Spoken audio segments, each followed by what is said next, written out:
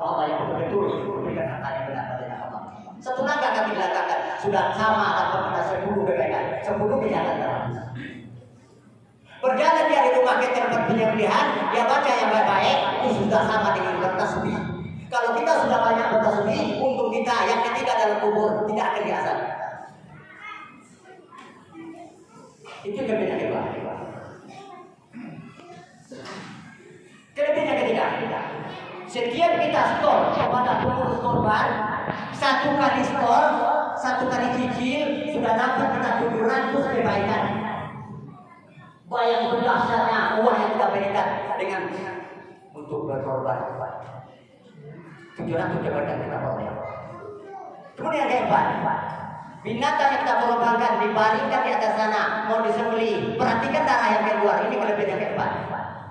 Satu tetes darah dikeluarkan dari penyembelihan korbannya, sudah diutus oleh Allah 10 malaikat untuk istighfar kepada mereka sampai kiamat kubra. Tidak kita saja yang minta ampun sama Allah, tapi 10 mereka diutus oleh Allah Subhanahu wa taala untuk mohon ampun kepada orang serta itu berkorban supaya diampuni dosanya. Kemudian dia berikan sepotong daging kepada masyarakat yang hak menerimanya. Taubatnya dia sudah memerdekakan keturunan bukan Nabi Ismail. Luar biasa ya. Berapa bayaran memerdekakan bukan? Tanyakan kepada orang yang sudah pulang dari Mekah. Bukan sedikit uangnya. Senangnya hati orang menerima daging korban, begitulah Allah senangnya hati melihat orang yang itu bertobat. Dasarnya luar biasa. Itu kelebihan keempat. Kemudian yang kelima, pernah itu Siti Aisyah dipanggil oleh Muhammad Nabi kita. Aisyah, apa ya itu? Perhatikan korban kamu yang sudah disembelih yang dibaringkan di atas tanah. Perhatikan. Setiap tetes darah yang keluar dari pengorbanan binatang yang ikut sembelih tersebut, korban ikut tersebut sudah terhapus dosa-dosa kamu yang lalu. Ini bukan dongeng, tapi Muhammad memanggil Aisyah.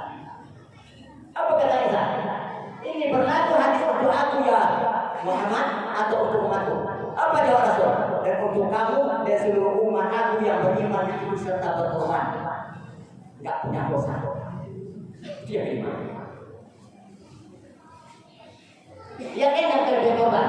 Ini kata seorang ulama besar Wahab bin Munabbih. Pernah Nabi Daud tanya sama Allah. Apa kata Nabi Daud? Ya Allah, apa mana kelebihan pahala yang diperoleh oleh umat Nabi Muhammad yang beriman berkorban? Itu tanya Nabi Daud. Dijawab oleh Allah. Apa kata Allah? Satu helai bulu yang ada pada binatang yang dia korbannya, satu helai sudah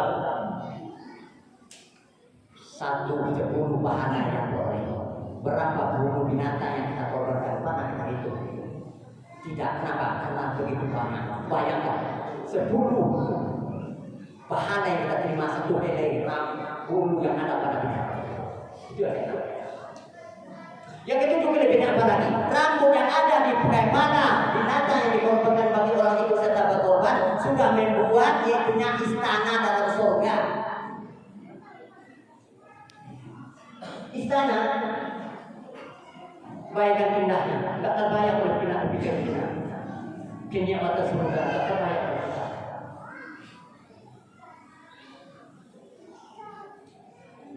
Kemudian apalagi tahu hai tahu kata Allah,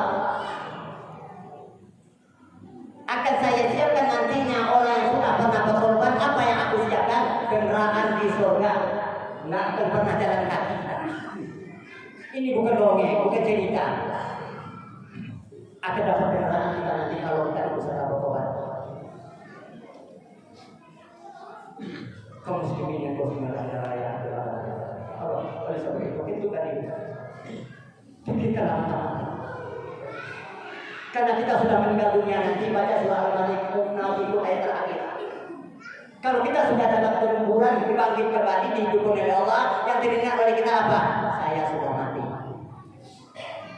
Dia minta orang yang masuk kuburan karena sudah ingat dia sudah mati mau kembali ke dunia. Baca surah Al-Malik berikut.